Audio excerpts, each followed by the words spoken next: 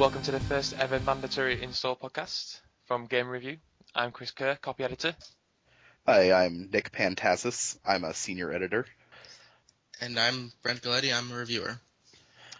And we've got lots to cover today, so we best dive straight on in there. Plenty of news to have a look at. The main news of the week being the Nintendo Direct announcement. What do you guys make of that? My favorite thing about the Nintendo Direct, just being the kind of gamer I am, is the introduction of Wind Waker HD. I know that's stupid because it's just a remake, but that game has always stuck with me more than really almost any other game last generation. And I love the idea of replaying it. I love the idea of more people playing it since so few people owned a GameCube. Yeah. And it just looks really great. I love the redesigned visuals. What do you guys think of it? It's got such amazing art style. Like, even from the beginning, it had amazing art style on the GameCube. Now it's just, we only see screenshots right now, but it looks so great that I just expect a visual overload when the game comes out this summer.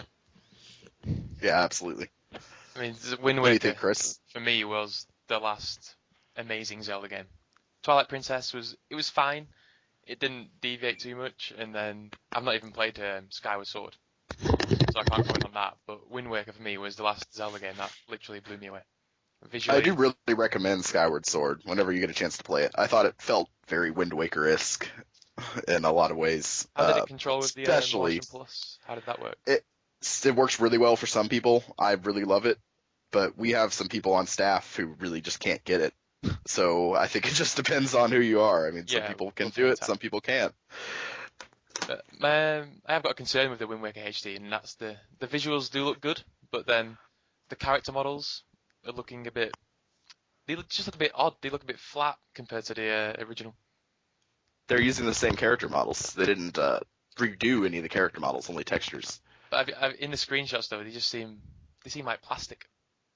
I think that's just an effect of where the screen is taken. It shouldn't be an issue within the game because, like I said, they didn't actually remake the models in the game. They've just redone the textures to be high definition and added dynamic lighting and that sort of stuff. They're the exact same Wind Waker models. I'm sure it'll look very good when it's animated. We just didn't get animation right now. We only have screens. Yeah. But a lot of Wind Waker's about flowing lines and sort of a in-motion painting look, so you can't really get the effect of it just from looking at screenshots. Nintendo have said that they're going to change certain aspects of the gameplay. What do you think they'll be changing? I would imagine we'll see the ability to control a lot of stuff on the gamepad screen. Specifically, I would expect we'd be able to play the instrument on there or use it as the camera for taking pictures. If you remember, the Picto Box was a big side quest in Wind Waker. Do you remember the Tingle Tuner that you connected the Game Boy Advance to your GameCube? I assume that's going to be on the gamepad now. Yeah, that'd be interesting to see if they go that route. Really, the Tingle Tuner was meant to be used by a second player while one player was playing Wind Waker.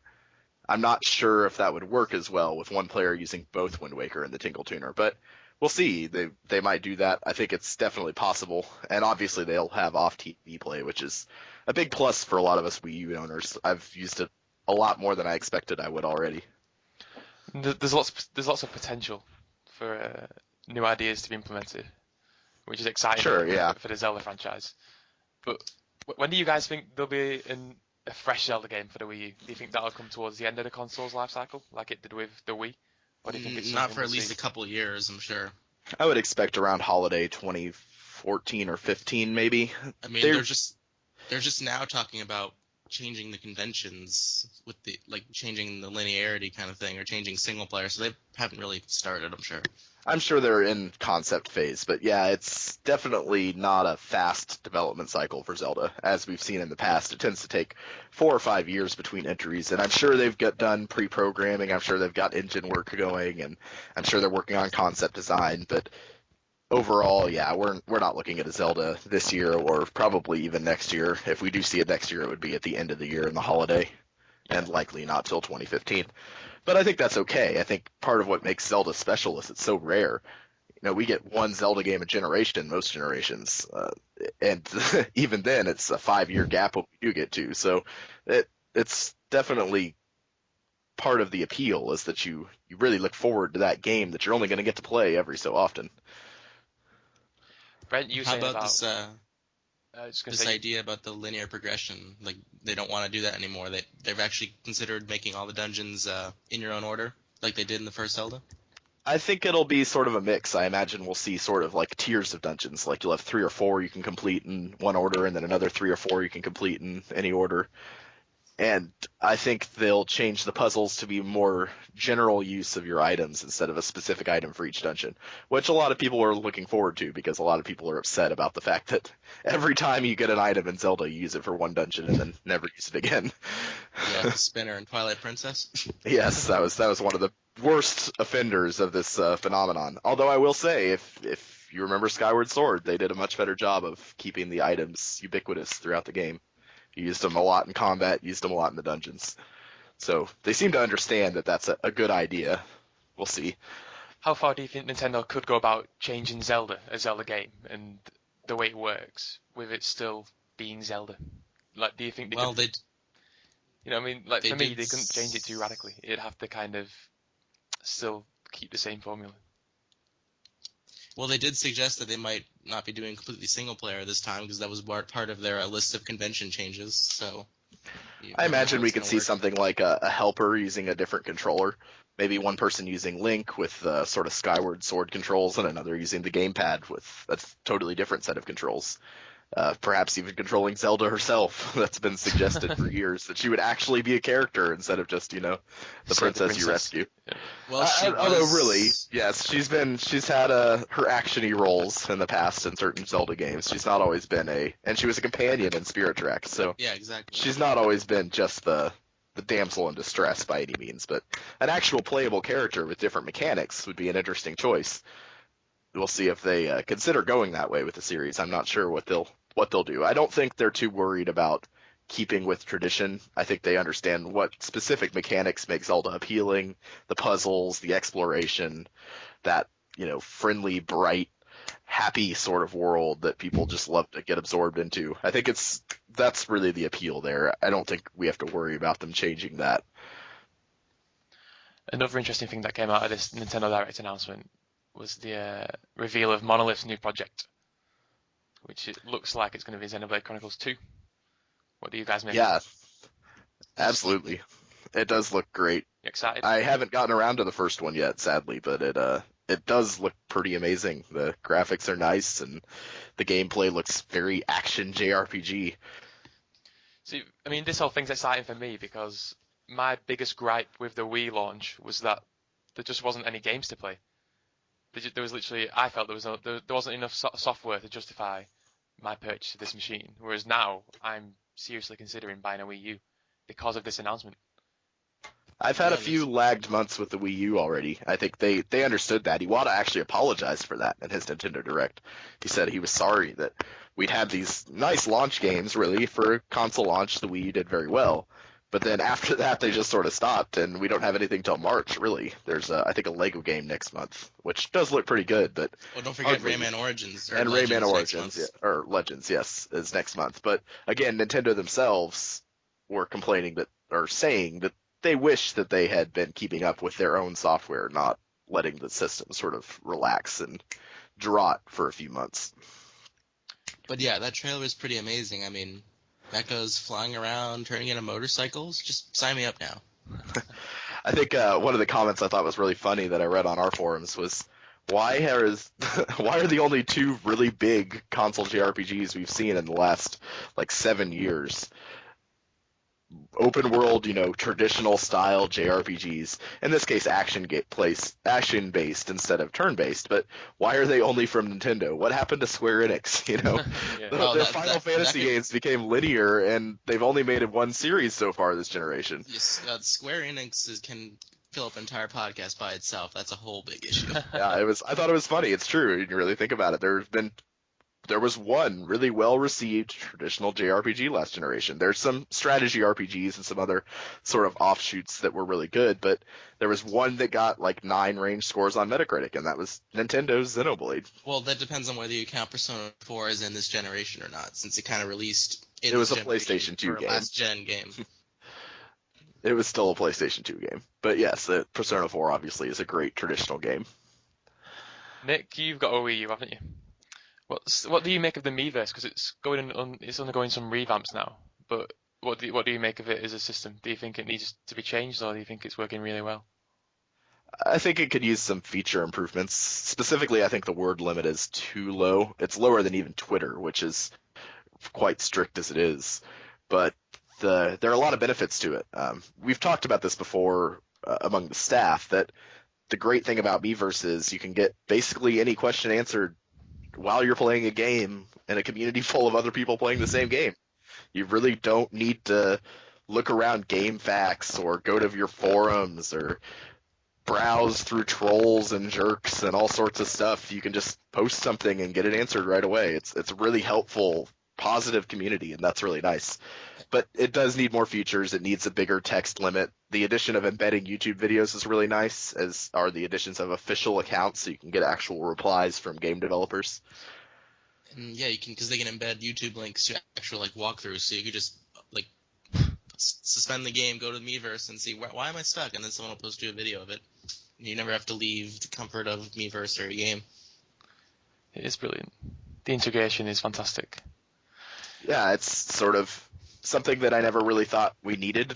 No one ever really thought, hey, why make a gaming-only social network? But then you think, oh, hey, a gaming-only social network. This makes a lot of sense. We like to play that. It's such a simple idea. Now, it was overlooked for so long, and you kind of don't realize why. And now it'll be on the smartphones, too, so we have another point of access. Yeah, that'll be nice, as will the eventual use of a PC website. Right. Well, more sad news, I guess, is that THQ has been dissolved. And all its assets have been sold off. You could see it coming. Yeah, it was kind of a foregone conclusion, really, all last year. This is happening more and more in today's climate, but it's still kind of depressing. It's true, yes. Development budgets were really high last generation, and a lot of publishers shut their doors. That THQ was sort of the last of them to go out during the previous generation, but they were a high-profile one. They had probably the most high-profile to go out last generation with the number and breadth of their intellectual properties. It's interesting to look at how much some of the properties went for. Homefront went for $500,000 to Crytek. Which was really the minimum bid, so Crytek who was working on Homefront 2, really just took their game back. The South Park game, $3.2 million to Ubisoft.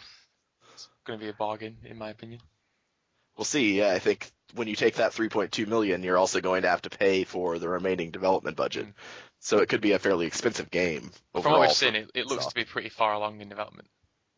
I mean, but you'll take all the debt that they had when you buy that. You're not just taking the studio; you're taking all the studio's previous operating costs that were there when they went out. Which is potentially one reason why Vigil didn't get a buyer.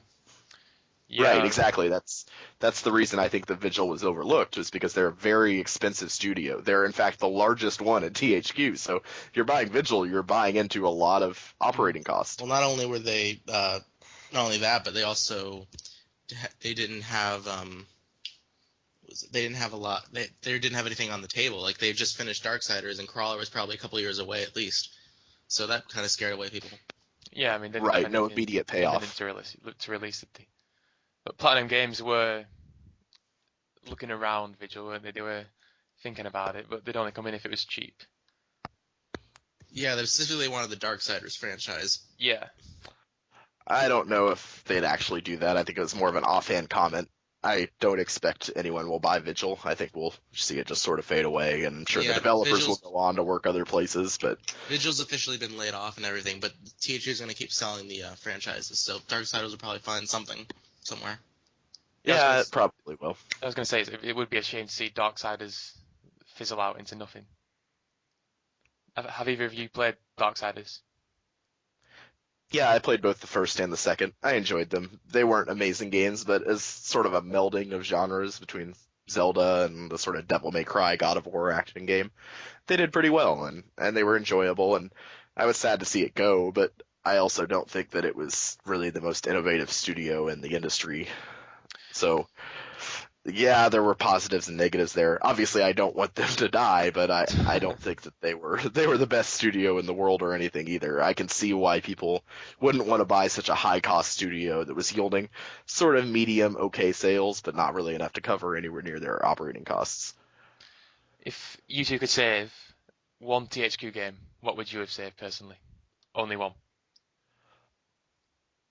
I'm pretty big on not Homefront, sorry, Company of Heroes. I am really big on Relic. I was pretty excited to see Sega buy all of Relic, and that was the most expensive purchase of the auction, and it didn't surprise me. I think Relic is very valuable with both Company of Heroes and Warhammer, big PC franchises. Yeah, that went for $26.6 million, so pretty expensive. I mean, you think about it, THQ made published a lot of games, like more than you probably realize, more than I realized at the time. Yeah. But I think recently my favorite would be UFC Undisputed 3, which is actually really interesting because I don't really care for UFC, but that game was like so detailed, so true to the material that it was just really fun to go through and experience it, which made me sad because soon afterwards they ended up selling the franchise off to EA because they couldn't afford it anymore. And we all know how well EA does with sports franchises. Yeah, let's not talk about that. Yeah, it's definitely sad to see all those franchises go, but it looks like most of the big ones will be maintained. And yeah, I mean, the majority of them have been saved, apart from the odd few. So it's sad to see EA and Activision, none of them won anything in the auction. I don't even think they bid, did they? Did EA or Activision participate? But we don't know. The only thing that was released was the winners and the runners-up, and they weren't listed as either of those. Yeah, I don't think they even wanted to. I think both of those companies already are so bloated that they're kind of at the point where if they add any more studios, they'll start losing money again. EA has been on the knife's edge of profit all generation, so I don't think they're interested. Well, following this trend, we've seen Superbot, who developed PlayStation All-Stars Battle Royale. They've also been hit by layoffs recently. So I'm just amazed how much gamers just don't have any sympathy for Superbot or for PlayStation All-Stars or anything. Like, I know it's a Smash Brothers clone, but what's with all the hate for it? It's not that bad of a game. I've played All-Stars and I really enjoyed it. It's a clone, but it's not that similar where it becomes repetitive in the sense you feel like you are playing Smash Bros. But just with PlayStation characters. It does have its own flavour to it. I agree. I enjoy it. I don't think it's a great game in general. I think it's a good game, and it's an enjoyable game. But its problem I think it faced is that they would have been better off making a traditional fighter with Sony characters because there are lots of those and it wouldn't be accused of cloning. As it is, it doesn't really play that much like Smash Brothers, but it looks so similar that the comparison is always going to be negative. Nintendo puts years and years into every Smash Brothers entry. The detail in that game is ridiculous, and you're just not going to stand up to that particular comparison, and I don't think that went well for them. But it's a game that I'd still like to see a sequel to. It's a game that I can see. Yes, definitely. I think they could expand on the concept well. Yeah, I mean, I just think the vitriol for that game, like from people, is just like way over the top. To me, it's almost as bad as what happened when Bayonetta 2 was announced. Yeah. Which was another ridiculous one because obviously that really had no other way of being made. That was insane, wasn't it? That was just. That was just legendarily bad. Like, yeah, I really fail to understand why people wouldn't want to see a fantastic franchise continuing, even if it is exclusive to one console. I can never understand how that's a bad thing. What happened was what the comments people made said was that they believed that Platinum was lying to them when they said that Nintendo was the reason this got made. Like they just assumed that no, there's no way that's possible. Yeah. There had to be another way. You just didn't look hard enough. You suck. That's really what happened, and it was ridiculous, and it was a pretty low point for the maturity level of a lot of gamers. But we've seen that a lot this generation. Everyone remember the Final Fantasy 13 Xbox 360 meltdown? I think the internet went down for a little bit. I can't believe you would make a 360 version. Like, really? Yeah, it's just that sort of industry. People get really into these sort of associated loyalties. They think one platform or one game is connected, and then as soon as it goes somewhere else, that's explosion time. It's insane, but at the same time, it does highlight a good thing in a way, because you can kind of say, well, these gamers care so much about this franchise. Look how mad they're getting about it. So it's terrible because everyone's going absolutely crazy, but at the same time, it's kind of sweet. Yeah, it's good that people care a lot about the games, but there's a point of healthy expression that I think was missed.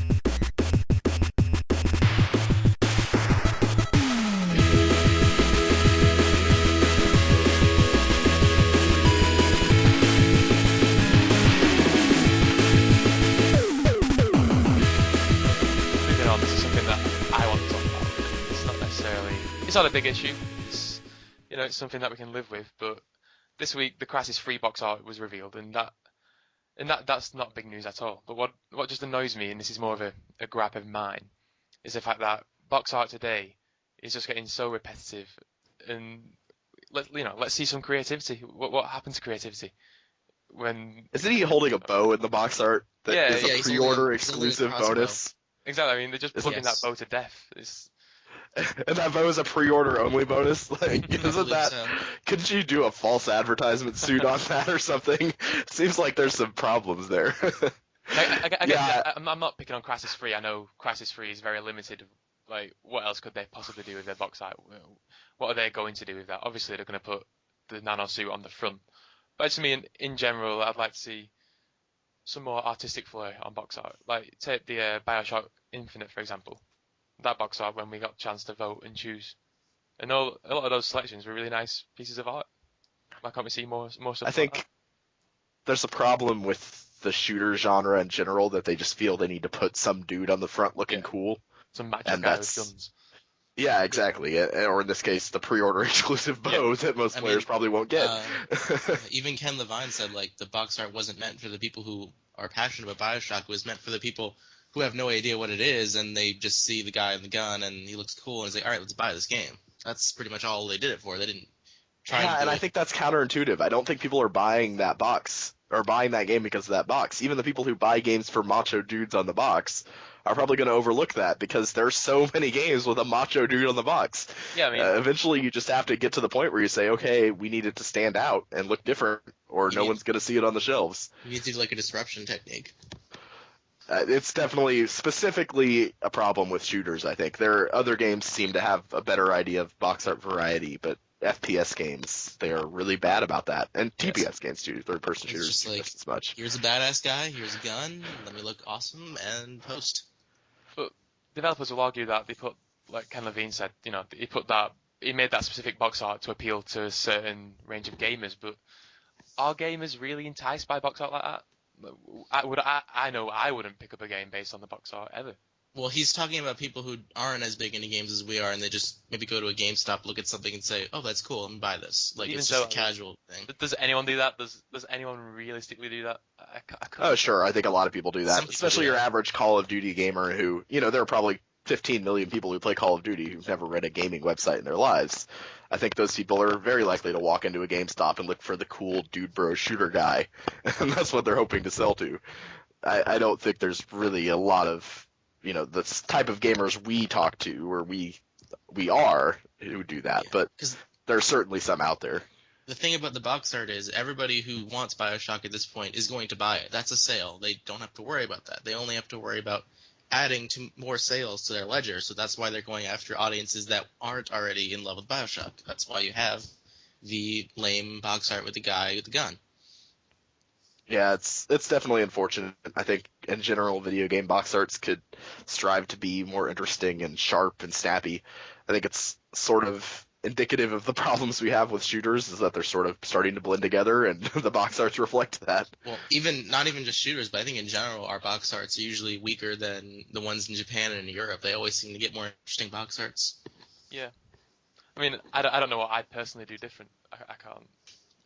That makes me something of a hypocrite, but I just like I think to it's see more variation. It's, part of it's just I think in America, their video games are especially treated like blockbuster movies, so they get a similar treatment. Like if you see some of the trailers, they also show cool guys, muscles, guns, all that stuff. So it's kind of similar response.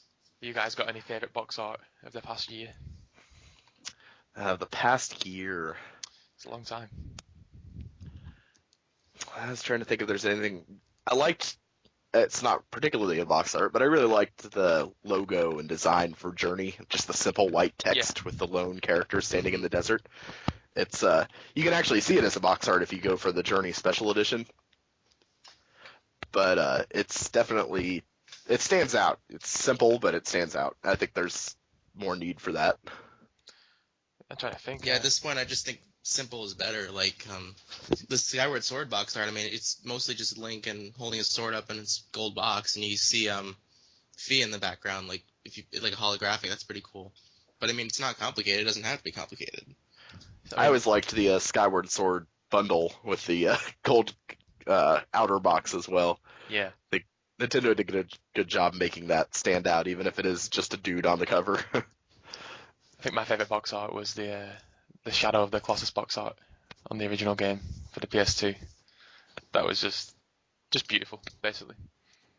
Yeah, that's a really good one. So was the original European Eco box, although the Americans got this really ugly close-up CGI version of the character. Yeah, I it was remember awful.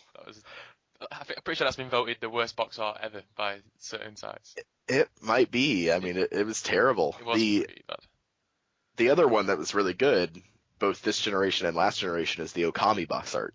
They did a remade version for the Wii U and eventually the PS3 when they made a disc-based release in Japan. But all of those are really nice, simple, but artistic and sharp box arts.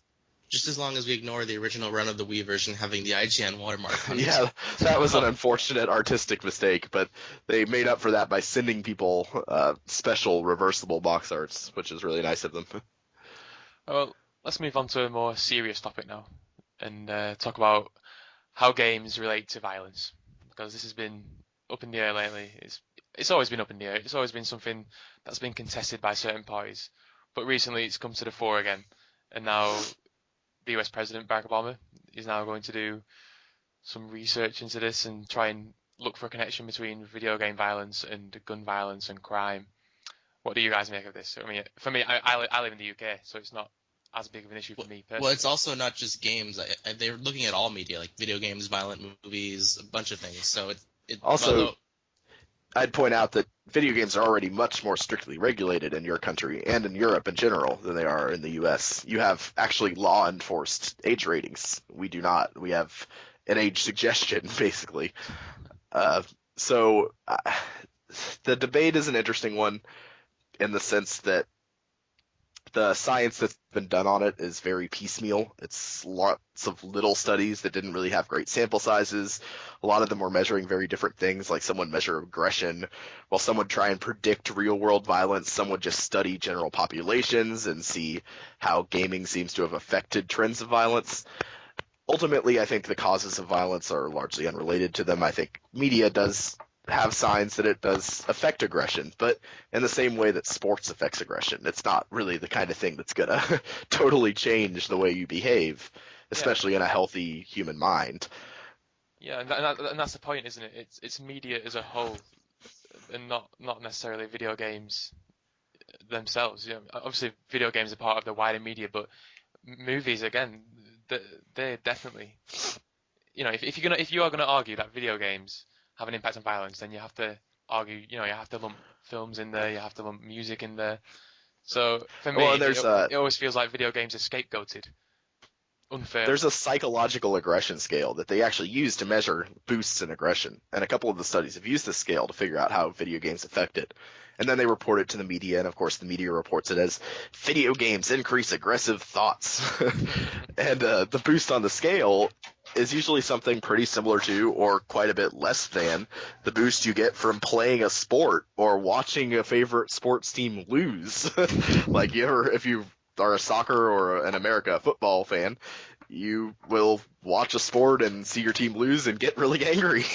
And those boosts tend to be temporary, and that's, at least the research I've seen, has shown little real connection between long-term changes in behavior, at least in healthy individuals. There's certainly an argument for video games affecting the mentally disturbed, but then they're already mentally disturbed, and there needs to be better treatment options for those people.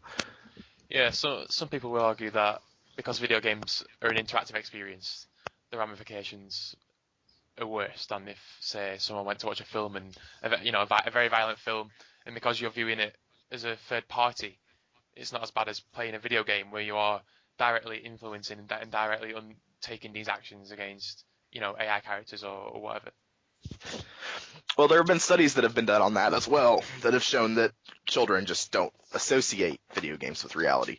No matter how realistic the graphics are, they always see it as a game. They're not thinking about killing a person when they're shooting someone in a shooter. They're thinking about beating a person, a teammate or an opponent. Yeah, I don't play Grand Theft Auto and go out and aspire to be an international drug lord. You know what I mean? I mean that's an extreme example, but games are games, and that doesn't mean to lessen them as an artistic form. But at the end of the day, games are games, just like a movie is a movie and a book is a book.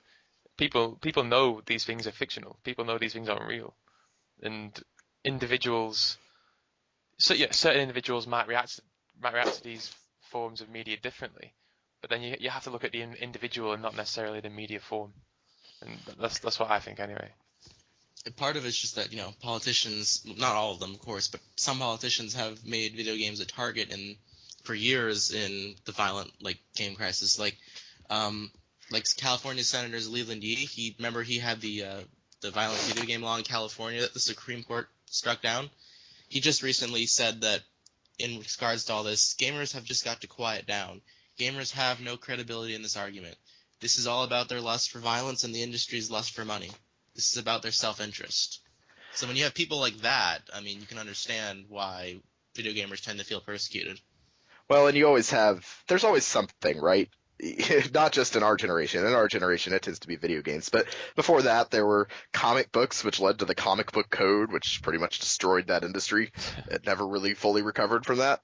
There was rock music, rap, country music. Country music used to be considered an evil that was killing our children. I mean, there's always something. Somebody has to find some reason that kids or adults do bad things, and it's got to be related to something in society that is just horrible and uncontrolled. See, I think the problem with games as well is just the name video game. Video game has a connotation with being for kids, and yet most video games now really aren't aimed towards the younger audiences. The bigger titles, the best games are aimed towards mature audiences. So games aren't for kids, but I feel that's a misconception that a lot of people fail to grasp. Well, isn't that what comics tried to do? Isn't that when they started calling themselves graphic novels to try and convince people that they were for a more mature medium? I don't know that it's necessarily true that most video games, even mature-related games, are necessarily aimed at adults. I think a lot of them are aimed at a teenage boy audience. Yeah, I mean, the question is, does that say like 8 or 9-year-olds who some politicians claim who are being massively influenced by these games? And they are playing those games, but again, at that point, the responsibility falls on the parents to not give their kids mature-rated games when they're 8 years old. Yeah, I mean that's not the game industry's fault. The game industry can't regulate that. At the end of the day, it's like you say, the parents have to take control and say, you can't play Call of Duty. You are 12.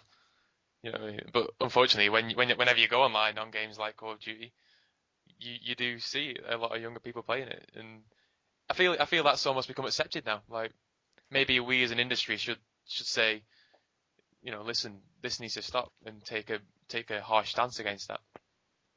I mean, what could the industry really do? Even if you add government regulation to age ratings, parents will still go in and buy them for their children. And you can't regulate it as a sin product. If you do that, then that's differentiating between media. In America, that's considered a violation of free speech because games are protected as expression. So if you're putting a sin tax or a sin rating on games like we do with tobacco, or for instance, if a parent buys their children cigarettes, that's a crime. You can't do that. Your child has to be of age to smoke. If you do that with games and say you have to be 18 to play the game, then that's discriminating against different forms of expression. So there's really not much the government should really do about this. It's fine to research, see what you come up with about the information, inform parents better about the decisions that they're making and what they're buying for their kids. But you can't regulate video games as a sin industry. They're an entertainment industry, and they need to be treated equal to novels and films. So what do you guys think will happen then? Do you think things will stay the same? Do you think nothing will happen, or do you think something will come of this? We'll see what their research comes up with. Like I said, in general, the research has been pretty piecemeal and sort of disjointed, and it's hard to say what the research has actually already shown. as far as what they'll do if they come up with a link between video games and violence. I expect some parties will push for strict government regulation of games, being that the Supreme Court has already upheld games as a form of expression, which gives them First Amendment coverage in the United States. I don't think that that's realistically doable for the government, so I don't expect any real change in the way they operate in America.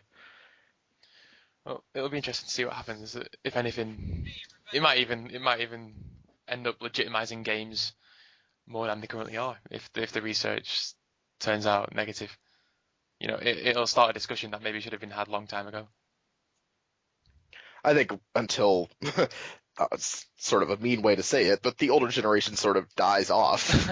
Games are not really going to be seen as a valid form of entertainment for artistic expression.